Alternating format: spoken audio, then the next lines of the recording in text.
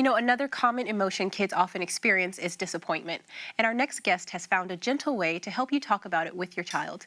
You may recognize her voice from your radio. Katrina Roe is presenter on radio station Hope 103.2 and is an awarded children's author. She recently released a book titled Lily's Balloon that gently deals with the topic of disappointment, loss, and learning to let go. Love to welcome you here to Moms at the Table. Thank you so much for having me, Rachel. Yes. I'm very curious about what inspired you to write this book because, you know, an emotion like disappointment is quite a big topic for a kid, so it must have come from somewhere, I'm imagining. That's true. I guess there were a lot of different things that were behind the inspiration of this. There are a couple of ideas. One was the way that we're all interconnected, and so often one person's loss is another person's gain. So, for example, if your child misses out on getting into their netball team or, you know, their best friend moves away, often those situations which might be bad for them could be good for somebody else. So that was that idea. But there was also the idea that it's not all about you. Like so often when we're experiencing some kind of loss or disappointment, we're just thinking about ourselves. I think it's actually comforting if you step back and see the big picture. And so in this particular story, all the characters do find hope or peace or joy when they actually look up. Yeah.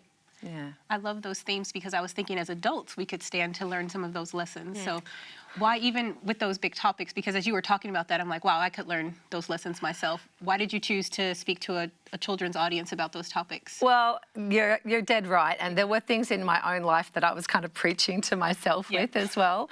But I think children in particular, well, childhood is a time when you're really open to new ideas. You're experiencing things in a very intense way because, you know, to a child, everything is felt, you know, very strongly.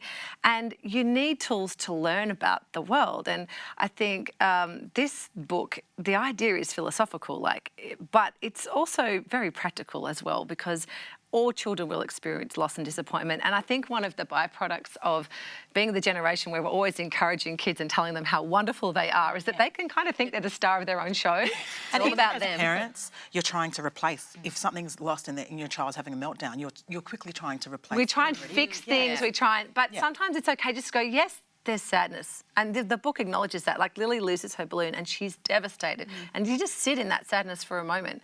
But then when you step back and you see that the balloon drifts off and blesses others, you realise it's not all about you. Man, I need to pick this book up. The more you're talking about this is so many life lessons in this. I was actually laughing when you all were saying about how we encourage our kids to the point where they're like, everything must go great. Because my son now, because I say good job to him, even if I'm not there, he's like, good job, good boy, good job. So I think he's self-talking. I love it. Yeah, but I think it's good to have this perspective that, you know, disappointing things happen, you know. Yes. And earlier in the show, we talked a bit about phobias as well. And I know you have a book called Jimmu Gets the Jitters. That's right. Yeah. So that's a book all about overcoming your fear. And so Jem is a giraffe who's scared of heights. And the book deals with anxiety in general as well. But also I did have a fear of heights when I was a kid, so I particularly relate to that fear.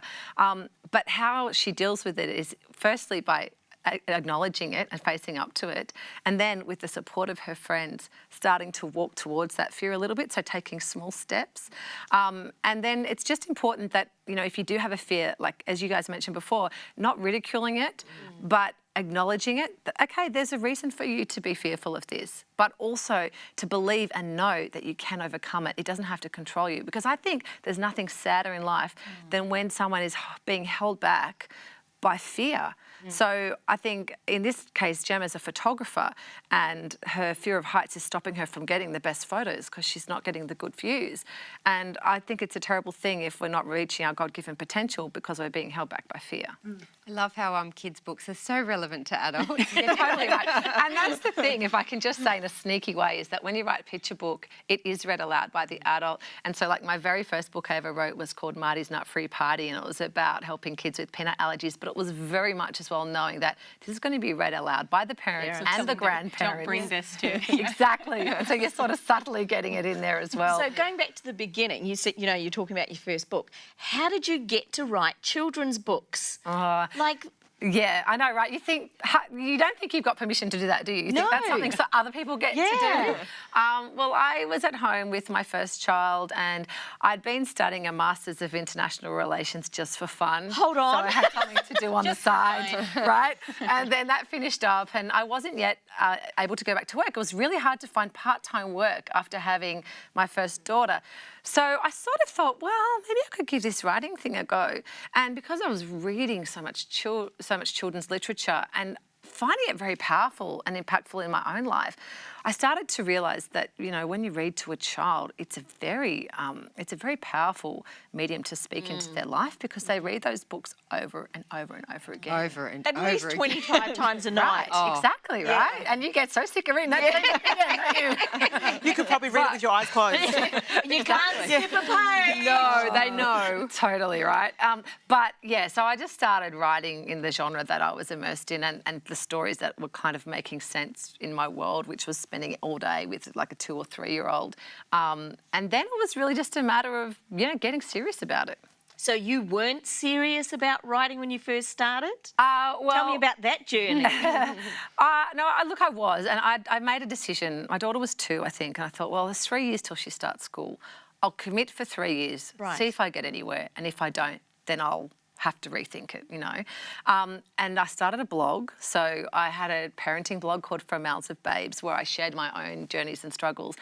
And part of that was the discipline of writing. Right. But it was also just kind of, you know, giving myself permission to say I'm a writer. Like, you feel silly if you meet someone at a party. What do you do? I'm a writer. Oh, what have you done? Well, you know, nothing. So I'm an aspirational writer. Yeah, right? So, you know, the first step was for me to believe I was a writer, and the second step was to convince, like, my friends and family and other people and have them reading your work. And gradually you start to get a bit of encouragement. Like, people would say, that was such a well-written post, Trina. You know, I loved that. And I'd start to think, well, maybe I'm not a fraud. So it was the affirmation that you could actually do it that drove you to keep going. And I love that you gave permission to yourself. Yes. Like, that must come from somewhere in deep, if it didn't come from someone else, because a lot of mums at home are going, I want to do this, I want to do that, but don't often give themselves permission. That's right. So I think starting the blog was a manageable first step. Like, you know, I was putting myself out there, but in a small way, and kind of, it's like a toe in the water, right? But at the same time, I was committed. I had to post every week, and I set the time aside in my calendar that I had to do it. So I think that's, as a mum, it's often is a time people start a new enterprise, a business or a hobby or something like that. I think it really helps to schedule it. And in my case, I got a babysitter over for 3 hours a week, just those 3 hours that I love you saying that you got a babysit over, because many moms won't give themselves permission for their hobby or for something like that. I mean, at that moment would have been a hobby. If you could just maybe share with us, or moms who are looking to kind of reinvent themselves, because that's what you did in some ways. You reinvented yourself after your child had come. Yeah. Well, I think it's often a time of change for us, you know, as we take on that different role. But you draw on your strengths that you've already had, maybe using those same strengths in a different way. And then I think it's about thinking, what's the first step that you can take? So it might be something quite small. So in my case, it was starting a blog, but for you, it might just be, if you want to start a business, making this product just for friends and family to start out with, and then thinking about what are those next small steps. And the great thing was for me that I started small when my baby was young and my children were young, and then as it got more manageable, I kind of stepped it up a bit. Yeah. But likewise, after I had my third child, I just had a bit of a sabbatical from it for a few months as well. There's so many more things we would love to dig in deep, but I know you're giving some copies away of your book for our viewers. So if you're interested in getting a book from Katrina, we have some of Lily's balloons available for you. We have 10 signed copies to give away to our viewers. So email us at hello@mumsathetable.com and tell us how you would teach someone to deal with loss. Our favorite 10 answers will receive a signed copy. We'd love to have you join us again next time and to join the ladies. See you next time.